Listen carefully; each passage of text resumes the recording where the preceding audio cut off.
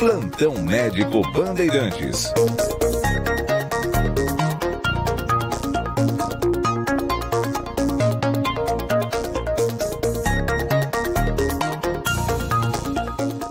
Dez e 9, já estamos aqui com a doutora Aládia Simeão, endocrinologista, para falar sobre o Dia Internacional da Tireoide. Tudo bem, doutora? Como vai? Seja muito bem-vinda, hein?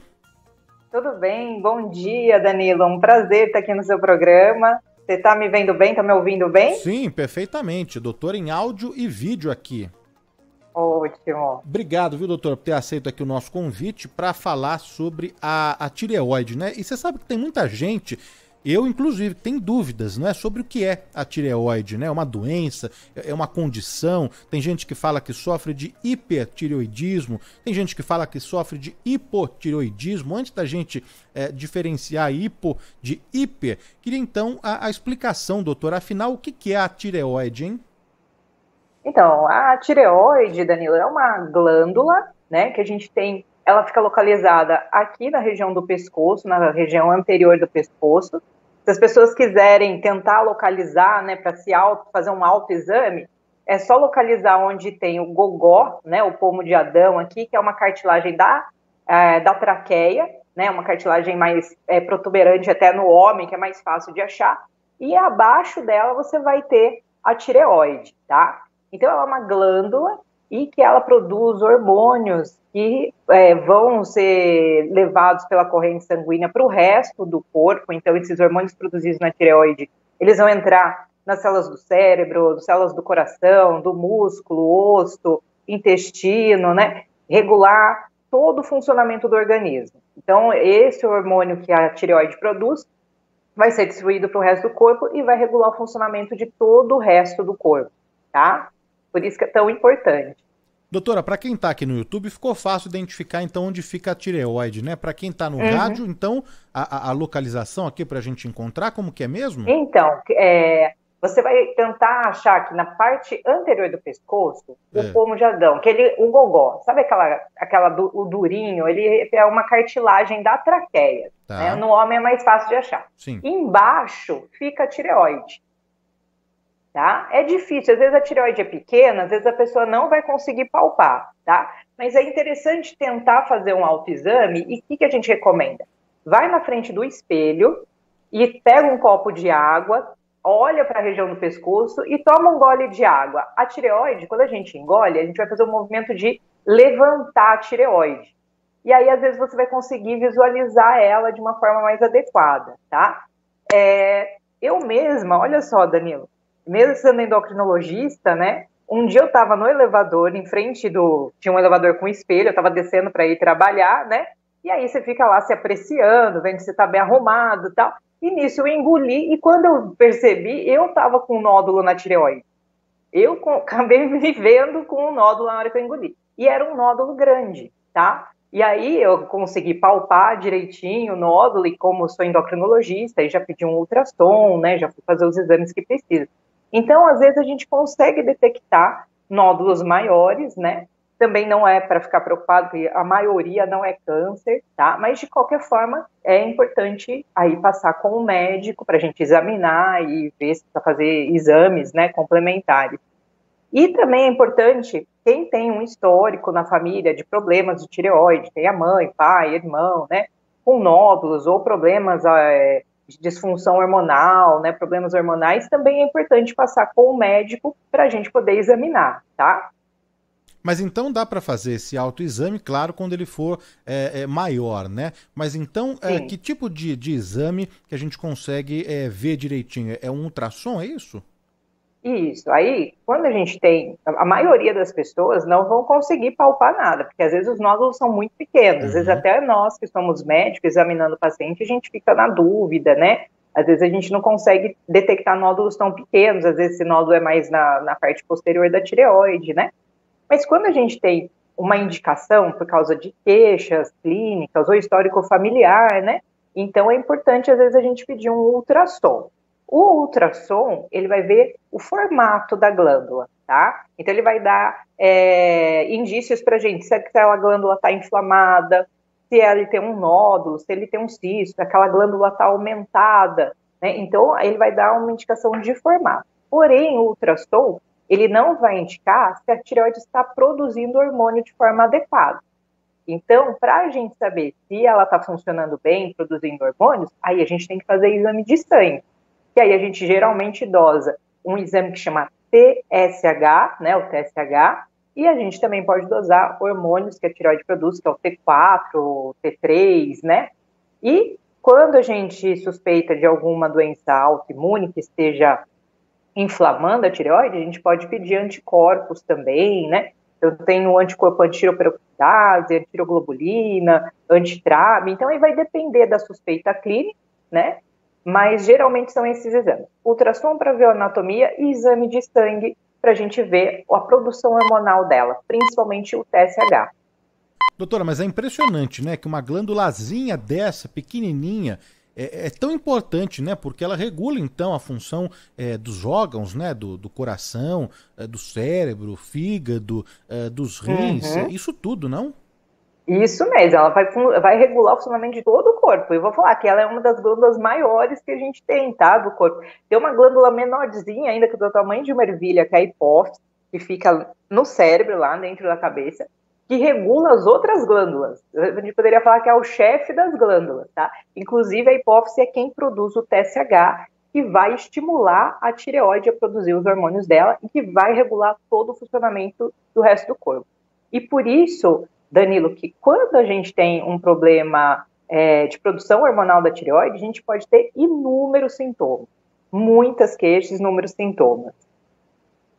Estamos conversando aqui na Rádio Bandeirantes, o nosso plantão médico Bandeirantes do Bom e do Melhor, com a doutora Aládia Simeão, que é endocrinologista, para falar sobre a tireoide. Já são muitas as mensagens de áudio e de texto também no nosso WhatsApp. A gente gosta, né? Quando o ouvinte manda mensagens de áudio, ouvir também aqui a voz do nosso ouvinte, a gente vai já repassar em instantes aqui todas as dúvidas, todas as perguntas para a doutora, mas enquanto isso, doutora, quando a tireoide não está funcionando normalmente, ela pode produzir, né, como a gente já falou, mais ou menos hormônio, né? Quando ela produz menos, é o hipotireoidismo, é isso?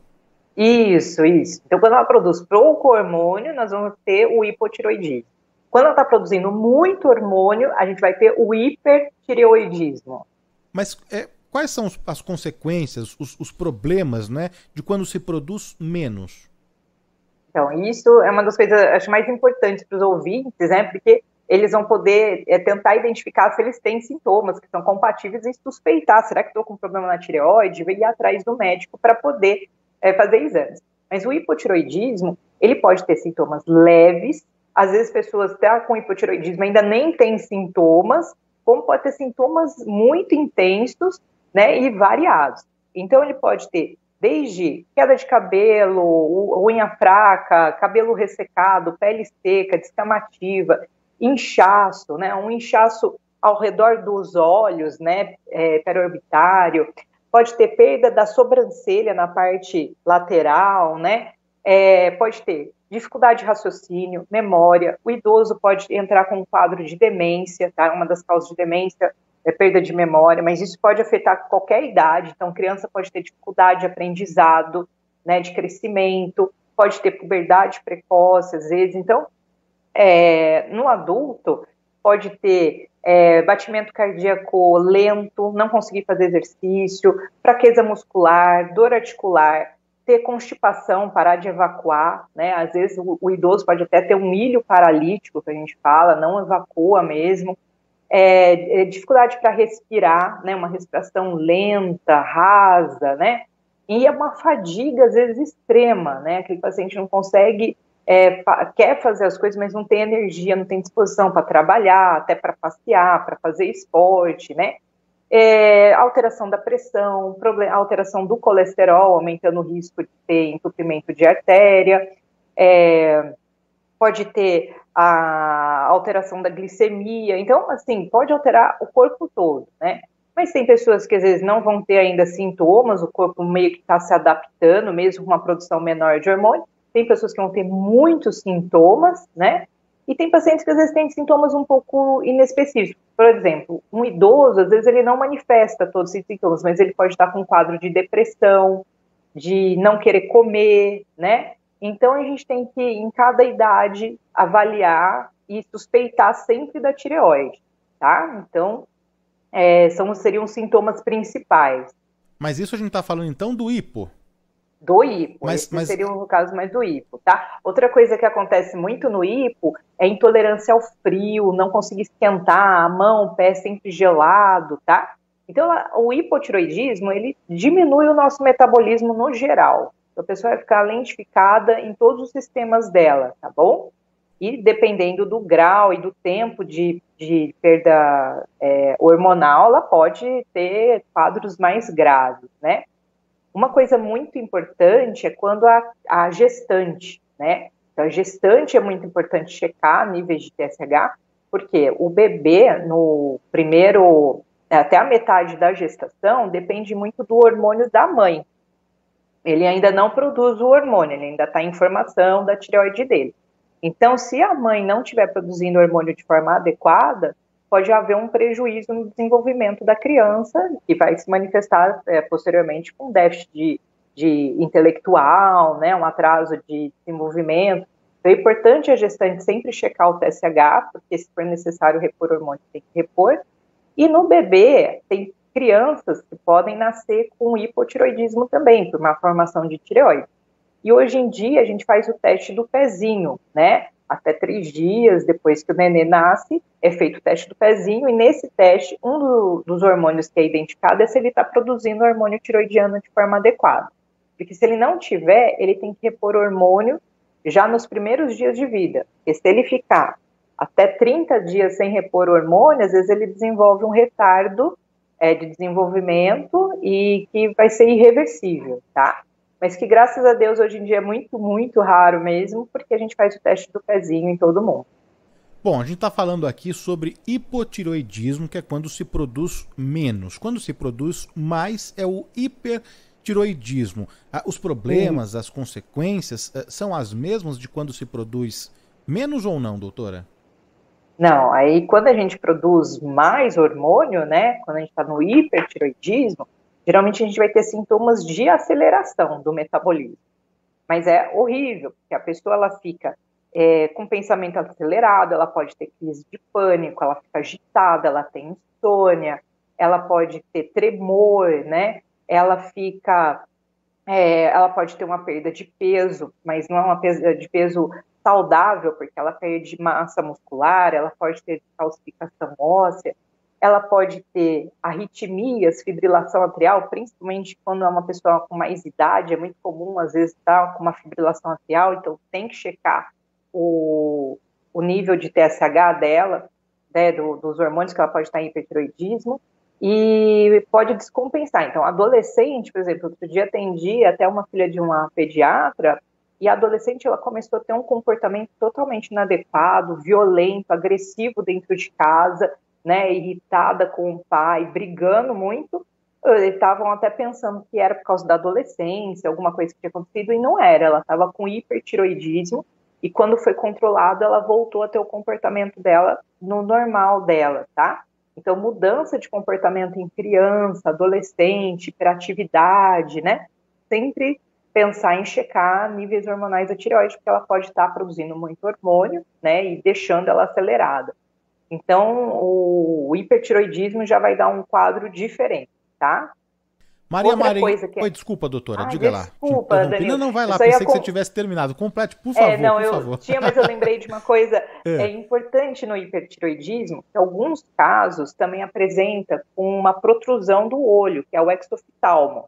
Então, às vezes a pessoa fica com aquele olhar assustado, tá? Que é um olhar aberto, pela carga de adrenalina que a pessoa libera, mas às vezes começa a haver uma inflamação do olho, tá? Por causa dos anticorpos, e esses olhos começam a ficar saltados, e dependendo do grau, a gente às vezes até uma emergência, a gente vai usar corticoide em dose alta, porque a pessoa pode ter um estrabismo, ficar com dificuldade de movimentar o olho, pode até ter um prejuízo do nervo óptico. Então, em alguns casos de hipertiroidismo, também vem junto problemas oculares, tá? Não, eu só ia falar, doutora, que a Mari Nascimento está adorando aqui a entrevista, a prestação de Ai, que serviço. bom! A Rosimere Stranguetti está ouvindo a gente em Guarulhos, parabéns aí pelo programa. O José Luiz do Nascimento de Mongaguá também está aqui conosco. Maria Marinheiro do bairro de Piranga. O Otávio de Santos. A Leia Pianelli de Santo André, doutora, ela tem uma pergunta. Doutora, poderia falar um pouco sobre hiperparatiroidismo primário, que é da glândula paratireoide? Falei certo, doutora? Falou certo, falou certo. Então, olha, o hiperparatireoidismo, na verdade, é um problema de outra glândula. Não tem, tá? Não é relacionado à tireoide. Ela chama paratireoide porque são 4 glândulazinhas do tamanho de ervilha que ficam atrás da tireoide. Então, por isso chama paratireoide, tá? Mas aí seria um outro assunto, é uma outra disfunção hormonal, não tem relação com a tireoide, mas o hiperparatireoidismo, ele vai produzir um outro hormônio, que é o paratormônio, tá? E esse paratormônio, ele regula níveis de cálcio no sangue junto com a vitamina D. Então, consequentemente, quando a pessoa começa a produzir muito paratormônio, ela às vezes começa a elevar nível de cálcio no sangue, mas aí não tem relação com a tireoide, tá? Com o hipertireoidismo, o hipotireoidismo, que é o que a gente está falando hoje, tá bom? Doutora, maravilha. E os problemas na tireoide, as alterações todas que a gente está falando aqui, elas podem afetar tanto homens como mulheres em qualquer fase da vida, né? Eu tenho um raio-x aí de problemas na tireoide que tem predominância, mais uma predominância em sexos masculinos, femininos. Como que funciona? Então, a prevalência é maior no sexo feminino, tá? Então, 10% da população feminina vai ter, aí, às vezes, o hipotiroidismo, que é o mais prevalente das disfunções. É muito mais comum a gente ter o hipo do que o hiper, tá? Mas 3% dos homens também vão ter o hipotiroidismo. E até outro dia atendi um paciente que os sintomas dele, de hipo, um homem, né, jovem, ele tinha dor de cabeça, ele nunca tinha tido dor de cabeça, de repente ele começou com dor de cabeça, passou no neuro, foi investigar, e a única alteração era o TSH alterado, aumentado, ele estava com hipotiroidismo, e quando começou a repor o hormônio, melhorou a dor de cabeça dele. Então você vê que os sintomas são muito variáveis, né? Outra coisa, Danilo, que o pessoal comenta muito, é que o hipotiroidismo é a causa do ganho de peso, né? Então, a gente realmente, o hipotiroidismo, ele lentifica o nosso metabolismo. Então, às vezes, a gente fica com dificuldade de perder peso. O ganho, geralmente, às vezes a pessoa ganha uns 2, 3 quilos mais de retenção de líquido, tá? Mas em alguns casos, algumas pessoas ganham peso. Tive paciente que, mesmo não mudando dieta, nada, de repente ganhou 10 quilos, a gente foi ver, era hipotiroidismo, e repondo o hormônio, ela conseguiu perder, tá? Porém, a maioria das pessoas que ganham peso não é por causa do hipotiroidismo, é por causa de erro alimentar mesmo, falta de exercício, tá? A Silvia Crisante está aqui no nosso chat do YouTube e ela fala aqui: Danilo, eu tinha hipertiroidismo muito severo. Eu tive que tomar iodo radioativo e agora tenho tenho hipotiroidismo. Fiquei livre de todos os sintomas desagradáveis do hiper. Essa inversão é comum, doutora? Sim, é a Silvia, né, que perguntou? Silvia Crisante, exatamente. Então, Silvia, sim, às vezes um dos tratamentos do hipertiroidismo, uma opção é o iodo radioativo, tá? E aí, só que o iodo radioativo, a tireoide, ela absorve bem o iodo, porque é um dos micronutrientes que a gente usa para fazer o hormônio tiroidiano. Na hora que ela absorve o iodo radioativo, é como se causasse uma inflamação nela, e ela vai meio que cicatrizar, vai fibrosar. E aí um tratamento para ela parar de produzir o hormônio em excesso, né? Só que ela, depois do tratamento, às vezes acaba tendo uma evolução para o hipotiroidismo, né? Então, às vezes ela para de produzir o hormônio e vai ter que repor o hormônio. Mas é muito mais tranquilo, mais seguro a gente tratar o hipotiroidismo do que a pessoa se manter em hiper, tá? Tem ouvintes aqui que estão perguntando, a Yolanda perguntou também aqui no nosso chat do YouTube, tem mais um ouvinte, eu perdi aqui o nome, a hora que eu encontrar, eu registro aqui, que é sobre a tireoide de Hashimoto. Isso, a tireoidite de Hashimoto, o que é? Isso. Ah, tá. Então, a tireoidite de Hashimoto é o nome do médico que descobriu a doença, então por isso que recebeu o nome dele, tá? O hipertireoidismo mais comum é a doença de Graves, também Graves era o nome do médico que descobriu, então por isso tem esse nome de Hashimoto. Mas quando que a gente fala que a pessoa tem a tireoidite Hashimoto? Geralmente ela tem o hipotireoidismo, e nos exames de sangue a gente detecta os anticorpos, tá? O antitiroperoxidase, o antiroglobulina, são os mais relacionados ao hipotireoidismo. E quando a gente fala de tireoidite Hashimoto, a gente quer dizer que a pessoa tem uma doença autoimune, tá? Afetando a tireoide. Ou seja, a pessoa teve uma desregulação do sistema imunológico e começou a produzir anticorpos que inflamam a tireoide. E quando inflama a tireoide, ela para de produzir os hormônios, tá? Levando ao hipotireoidismo. Então, aí o tratamento, no geral, é quando é necessário repor o hormônio tireoidiano, mas a gente pode tentar buscar algumas alternativas para a gente tentar melhorar o controle da doença autoimune, tá? Então, a gente aí, no controle da doença autoimune, a gente pode tentar melhorar a alimentação, né? Fazer uma alimentação menos inflamatória, a gente pode repor a vitamina D é um outro hormônio que a gente produz quando a gente toma sol, que é importantíssimo para regular o sistema imunológico, tá? Então, a gente sabe que quem tem deficiência de vitamina D tem um risco muito maior de desencadear doenças autoimunes, desde tireoidite, a esclerose múltipla, a artrite reumatoide, psoríase. Então, sempre é importante repor a vitamina D, para a gente tentar melhorar, diminuir a agressão autoimune, e a gente pode entrar com outros nutrientes, como o selênio, que também é super importante para a função tireoidiana, né?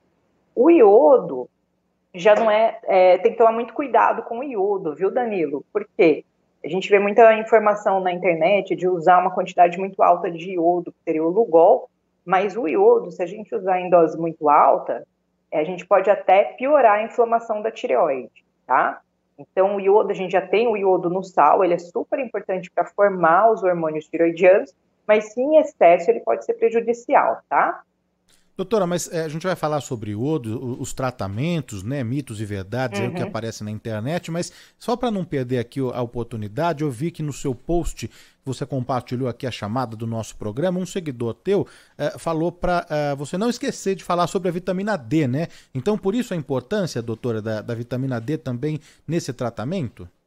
Isso, porque a vitamina D, ela vai ajudar a regular o sistema imunológico, tá? Então, como a causa da doença é uma agressão autoimune, a gente nunca pode deixar de repor a vitamina D, tá bom? Porque isso vai ajudar a melhorar. De qualquer forma, quando tem uma deficiência hormonal da tireoide, vai ter que repor o hormônio tireoidiano, tá? Mas a vitamina D é super importante por conta disso. Olha, tem ouvintes que estão mandando perguntas, dúvidas aqui por áudio. Vamos começar a atender aqui os nossos ouvintes. Vamos lá. Bom dia, Danilo. Pergunte à médica endocrinologista. Eu tenho hipotireoidismo, não é? Pelo jeito, eu vou tomar medicamento para o resto da vida. Agora, o que acontece se no momento eu tiver dificuldade de não estar tomando o medicamento, se eu parar de tomar o medicamento? Evandro Lamoglia. E quer saber o que acontece, o Evandro quer saber o que acontece se parar então com a medicação, doutora.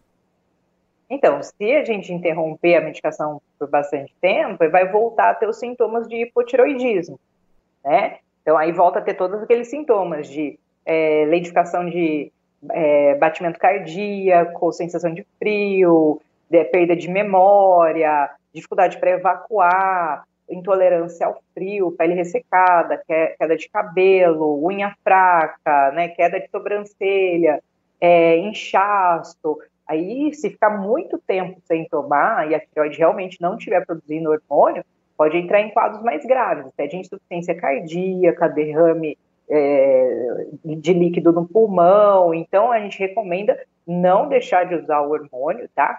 Claro, assim, um dia que esqueceu, tudo bem, não vai ter problema, tá?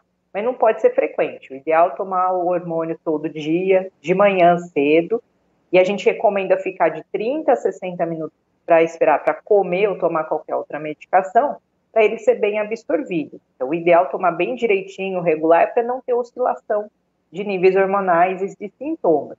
Se eventualmente esqueceu de tomar um dia, não vai ter grandes consequências, porque esse nível hormonal, ele se mantém por pelo menos uns 7 dias no organismo, tá? mas o ideal é tomar direitinho. Vamos atender mais um ouvinte aqui que mandou mensagem de áudio, vamos lá. Bom dia, Danilo. Bom dia, doutora. Eu tirei a minha tireoide há uns 6 anos, que num exame de rotina, minha ginecologista pediu ultrassom, aí no ultrassom apareceu alguma coisa suspeita, eu fiz a punção e deu um tumorzinho maligno, aí eu tirei, fui no médico de pescoço e cabeça, foi retirado tudo, não precisei fazer iodoterapia. Aí tomo hormônios, até sempre, né? Agora para o resto da vida. Aí uma dúvida, de quanto em quanto tempo preciso estar refazendo os exames para equilibrar o hormônio? Saber se está mais, se está menos, de quanto em quanto tempo? Obrigada, bom dia. O programa é maravilhoso, viu, Danilo? Silvia Stanzioni de Santana. Obrigado, Silvia, obrigado. Ótima pergunta. Então, Danilo, olha, quando retirou a tireoide, aí realmente não vai produzir hormônio, vai ter que tomar para o resto da vida mesmo. Agora, a pessoa que já vem tomando há 1, 2 anos e estabilizou a dose, vamos supor, está tomando lá 75 microgramas e para ela é o suficiente. O PSH dela dos últimos exames sempre está estável. E ela não tem queixa nenhuma, os sintomas ela está se sentindo muito bem, ela pode fazer até uma vez por ano, tá? Não precisa fazer sempre. Agora, começou a ter algum sintoma diferente? Começou a ganhar peso, reter líquido, fadiga, queda de cabelo, aí repete o exame antes, porque às vezes precisa ajustar a dose hormonal, tá bom? Mas pelo menos uma vez por ano é importante ela fazer. Se ela estiver muito bem, geralmente uma vez por ano é o suficiente, depois que estabilizou a dose, tá? Mas manifestando sintomas, tem que fazer antes, às vezes a gente tem que fazer a cada 6 meses, a cada 3 meses, pelo menos uma vez por ano, tá bom? Outra coisa, no caso dela, Danilo, ela tem que também, ela retirou a tireoide por causa de um câncer, né? Então aí, no caso dela, ela tem que ver com o médico dela, faz quanto tempo que ela tirou essa tireoide? Esse câncer realmente era um câncer muito baixo risco, não vai causar nenhuma consequência para ela, então é o médico que vai definir para ela, porque se eu tenho um paciente que é um câncer mais agressivo e tal, eu tenho que deixar o nível hormonal um pouco mais alto do que o habitual das pessoas que só estão repondo por causa de tireoidite de Hashimoto, tá? Então, o câncer é um pouco diferente. Eu realmente estou falando aqui no geral, mas se o médico dela falar, olha, você tem que fazer o exame a cada 3 meses, a cada 6 meses, ela tem que seguir a orientação do médico dela, tá bom? A Luísa Castro está aqui conosco, Nadir Camargo de Londrina, ouvindo a gente em Londrina, Edson Mito, Carlos Ribeiro Borba acompanhando também, Sérgio Roberto, o Miguel Aguilera, quem mais? Fabiano Pimentel, o Armando Bezerra, a Lourdes Guedes tem a mesma dúvida da ouvinte Rosana, de São Bernardo do Campo, que querem saber então se a medicação, se o tratamento é constante, é para a vida inteira, não é? Sim, né, doutora? Já foi respondido, sim, né? Sempre com acompanhamento médico, mas isso vai ser permanente, não? Olha, no caso, por exemplo, retirou a tireoide tireoide totalmente por causa de câncer, vai ter que repor hormônio para sempre. Porém, quando a gente tem uma tireoidite de Hashimoto, autoimune, alguns pacientes, às vezes a gente consegue diminuir aquela agressão autoimune, né, como eu falei, com a vitamina D, melhora de alimentação, e às vezes a gente vai diminuindo aquela agressão autoimune na tireoide, e se aquela tireoide ainda não fibrosou, não cicatrizou, eu tenho casos de pacientes que conseguiram ficar sem precisar do hormônio tireoidiano, tá? Eu tenho um caso mesmo da minha mãe, olha só, a minha mãe, quando ela entrou, né, na menopausa, ela entrou e abriu um quadro de tireoidite. E aí, autoimune, com anticorpos muito altos e tal. A gente começou a repor hormônio, ela melhorou de sintomas. Aí depois a gente começou a fazer a reposição hormonal da menopausa, que também regula, né, o sistema imunológico. A gente começou a repor vitamina D, outros nutrientes. E ela foi melhorando, os anticorpos acabaram negativando e ela acabou ficando sem o hormônio tireoidiano. E já faz anos que ela não está usando. Então, a maioria dos pacientes realmente vão precisar usar o hormônio para sempre, tá? Mas tem alguns casos que às vezes a gente consegue reverter. E a gente fala muito da tireoidite Hashimoto, que é a mais prevalente, 80% dos casos da tireoidite Hashimoto, mas existem algumas outras agressões na tireoide que são transitórias, tá? Então, a gente tem a tireoidite subaguda, algumas tireoidites, quer dizer, quadro viral, Então, essas tireoidites, às vezes, que são transitórias, o TSH, às vezes abre até com quadro de hipertireoidite, depois evolui para uma normalização, e depois um hipo, e depois uma tireoidite. E, às vezes, é transitório. Às vezes, ela precisa usar o hormônio por alguns meses, e depois a gente para, tá? Então, não são todos os casos que vai precisar usar para sempre. A maioria, sim, tá bom? Estamos conversando aqui na Rádio Bandeirantes, no Do Bom e do Melhor, no nosso Plantão Médico Bandeirantes, com a doutora Ládia Simeão, que é endocrinologista. E o tema de hoje é tireoide. Muitos ouvintes estão mandando as dúvidas, as perguntas aqui. A Tereza Bassi Soares dos Santos. Bom dia, doutora. Bom dia, Danilo. Há 6 meses fiz ultrassom da tireoide e deu um cisto. O tratamento é só fazer o acompanhamento? Ela fala de Penápolis. Eu vou emendar aqui a pergunta da Tereza com outro ouvinte que mandou áudio aqui falando de cistos também. Vamos ouvir. Bom dia, sou Antônio de São Paulo. Eu fiz exames agora, fiz ultrassom da tireoide e deu cistos tiroidianos bilateralmente. O que é isso? Isso é grave? Os cistos preocupando aí 2 dos nossos ouvintes, né, doutora? E aí? Sim. Bom, a primeira coisa é, graças a Deus, a maioria dos cistos são todos benignos, tá? Geralmente não é nada grave. Então, se a gente fosse fazer ultrassom em todo mundo, Danilo, pegar a população toda fazer ultrassom, pelo menos 50%, 60% da população vai vir com nódulo ou cisto. Então, isso é muito prevalente, tá? Mas só 5% dos casos vão ser câncer.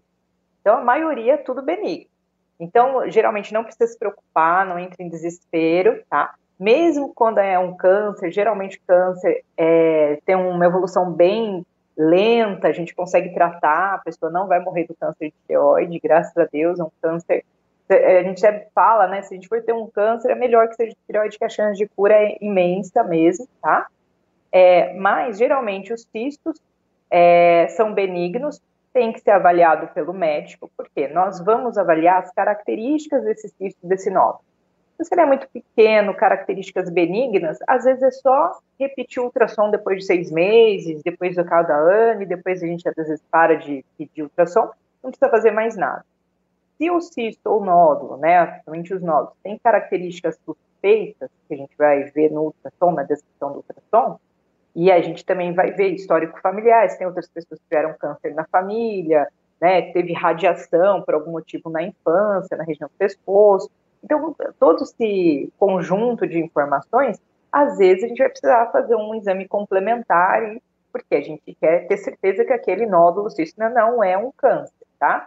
Então, dependendo das características descritas no ultrassom, às vezes a gente vai pedir um exame que é uma biópsia, uma punção, tá? Mas a maioria, se o médico examinou e falou, olha, repete daqui 6 meses, é porque as características são benignas, é só isso mesmo. A Circe de Santo André quer saber quem tem hipo pode doar sangue, mas daí também amplio para quem tem hiper, né? Isso tem alguma interferência, doutora? Olha, eu não tenho certeza se no banco de sangue vão permitir. Teoricamente, se a pessoa está compensada, está controlada, está usando hormônio tiroidiano, né? Eu acho que não teria problema o hipotiroidismo doar. O hipertiroidismo, aí eu acredito que não vai poder doar, não, até porque a gente precisa tratar, compensar a pessoa, tá? Não é um momento de doar sangue em quem está com hipertiroidismo. Eu mesmo contraindicaria, teria que tratar o hiper para poder doar. Agora, o hipotiroidismo tratado, eu acho que não teria problema doar, mas aí quem decide mesmo é o pessoal do banco de sangue, tá? Eles têm todo critério. Ó, dá tempo da gente atender mais um ouvinte que mandou mensagem de áudio aqui, vamos ouvir. Bom dia, Danilo. Tiago de Itaém. Uma pergunta para a doutora. Eu fiz tratamento do iodo radioativo. Há necessidade, depois de fazer o tratamento, ter que operar a tireoide ou não? Já foi feito com o iodo radioativo o tratamento. Oi, Danilo. Olha, faltou uma informação que ele fez o iodo radioativo por causa do hipertiroidismo, né? Então, se for por causa do hipertiroidismo, geralmente tem que acompanhar com o médico, às vezes é o que a gente falou, o hipertiroidismo depois de iodo, às vezes pode virar hipo, né? Então, aí às vezes a gente tem que repor hormônio. E geralmente, se controlou o hipertiroidismo dele, era o objetivo do tratamento, é o principal. Agora, às vezes a gente usa o radiodo quando a pessoa tirou a tireoide por causa de câncer, né? Então, quando a pessoa teve um câncer de tireoide, tem que usar o radiodo, mas aí a gente tem todo um segmento do paciente, a gente vai ter que fazer exames de imagem, né? Fazer exame de sangue, para a gente ter certeza que a gente curou o paciente do câncer, tá? Então, depende um pouquinho da causa. Doutora, para a gente encerrar aqui, o Miguel Aguilera pergunta, não é, por que não se deve mudar a marca do remédio, né, para quem sofre de hipo? Quem consome uma marca específica deve continuar com a mesma, por que motivo?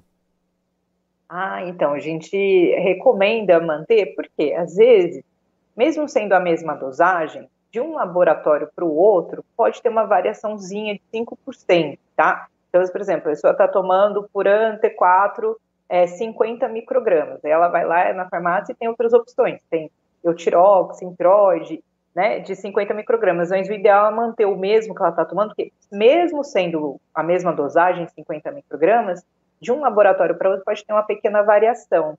Então, se ela se adaptou àquela dosagem daquele laboratório, seria melhor ela manter aquele mesmo, tá bom? É por isso.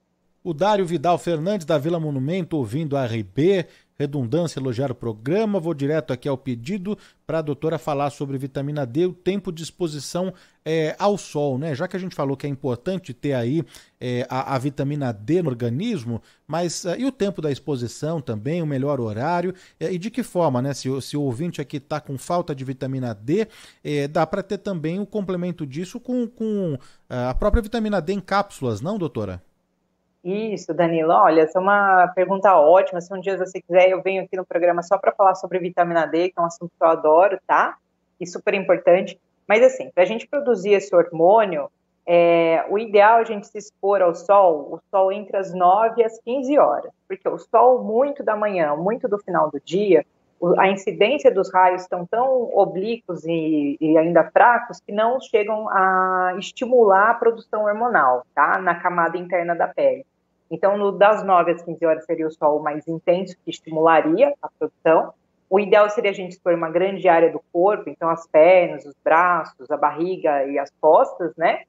Você pode, por causa de mancha, né, passar um protetor no rosto, nas mãos, mas o resto do corpo tem que ser sem protetor, porque com o protetor solar você vai impedir a produção hormonal. E você tem que tomar sol. Então, a gente fala em média 10, 15 minutos, mas isso vai variar pela tonalidade da pele. Então, quem é muito clarinho, branquinho, tem que tomar, às vezes, 10, 15 minutos já é o suficiente. Quem tem a pele mais morena ou negra, pode ficar meia hora, mais tempo, porque a melanina já é um protetor solar, então ela precisa de mais tempo para produzir um nível hormonal. Outra coisa que interfere é se a pessoa está acima do peso. Esse é um hormônio que se armazena no tecido gorduroso. Então, se eu estiver acima do peso, às vezes mesmo tomando sol todos os dias, eu vou armazenar esse hormônio. Então, a pessoa que está mais magra, né, mais massa muscular, ela armazena menos. Ela precisa de menos tempo de exposição solar. E a pessoa que às vezes está acima do peso, às vezes mesmo tomando sol, ela vai precisar repor mesmo via oral esse hormônio. Quem não pode tomar sol, né, porque a gente trabalha o dia inteiro, né, fica em um lugar fechado, então recomendado mesmo é suplementar a vitamina D via oral, né, e dosar. Eu sempre falo, se estiver suplementando, o ideal depois de 2 meses a gente dosar o nível do sangue para a gente poder ajustar a dose. Da mesma forma que a gente tem que ajustar o hormônio tireoidiano, a gente tem que ajustar a dose do hormônio que é a vitamina D, tá? E ela é super importante para prevenir as doenças autoimunes, inclusive a tireoidite, que é a mais prevalente, tá? Maravilha, conversamos aqui com a doutora Ládia Simeão, médica endocrinologista, falando sobre a tireoide, tirando as dúvidas dos nossos ouvintes. Mandar um abraço aqui para Maria Luísa Reda, acompanhando aqui a gente, a Vera Sá, o João Santos, o Sérgio Roberto, para a gente encerrar mesmo, ele pergunta aqui rapidinho se tem cura. Cura não tem, né, doutora? Mas dá para fazer o tratamento e acompanhamento, não? Isso, é o que eu falei. Alguns pacientes, principalmente o hipotireoidismo, a gente consegue reverter. Tem até um tratamento, que é até bom eu comentar, que é baseado em altas doses de vitamina D, viu, Danilo? Desenvolvido por um médico aqui de São Paulo, que é o Dr. Cícero Galli Coimbra, com quem eu trabalhei 10 anos, né? E nesse protocolo, a gente aí é um protocolo de tratamento com altas doses de vitamina D para a gente controlar o sistema imunológico. A gente utiliza para esclerose múltipla, artrite reumatoide, a gente pode usar na tireoidite também. a resposta é variável, tá? Nos casos de tireoidite. Mas o que acontece, Danilo, não sei se eu tenho um tempinho ainda para falar rapidinho. Alguns pacientes com hipotireoidismo, a gente repõe o hormônio e melhora 100% dos sintomas. Porém, tem uma porcentagem de pacientes que ainda melhoram alguns sintomas, mas ainda fica com outro. De fadiga, dificuldade de raciocínio, de aprendizado, de memória, né? Então, isso sugere que a doença autoimune ainda está em atividade. Não é por falta do hormônio tireoidiano. Então, é importante a gente tentar melhorar a imunidade desse paciente. E um dos possíveis tratamentos seria altas doses de vitamina D nesses casos que não estão indo bem. Tá bom? Maravilha, conversamos aqui na Rádio Bandeirantes com a doutora Aládia Simeão, médica endocrinologista. O ouvinte pode seguir no Instagram, hein, para mais dicas, lives, um bate-papo, um contato direto com a doutora. É Aládia PC Simeão. É isso, doutora? Isso, Pessotti de Campos Simeão. Isso mesmo. É @Aládia PC Simeão no Instagram. Isso. Por lá o ouvinte vai encontrar dicas, né? Falando sobre reposição hormonal, emagrecimento, envelhecimento saudável, medicina funcional, vitamina D, várias outras dicas. Doutora, obrigado, viu, pela atenção aqui com a Rádio Bandeirantes. A gente volta a se falar numa próxima oportunidade e a gente consegue detalhar e destrinchar mais sobre vitamina D, tá bom? Tá ótimo, vai ser um prazer, Danilo. Olha, obrigada pelo convite, adorei, espero ter contribuído aí com seus ouvintes, tirado bastante dúvida mesmo, tá bom? Muito obrigado, bom fim de semana, hein? Para vocês também, um ótimo final de semana. Tchau. Olha só, o pessoal pedindo para escrever, né, o Insta da doutora, quem mandou aqui foi a Lúcia Maria Messina da Vila Mariana. Vamos lá, Aládia com H, HLADIAP, de pato, C de casa, Simeão, @Aládia PC Simeão no Instagram.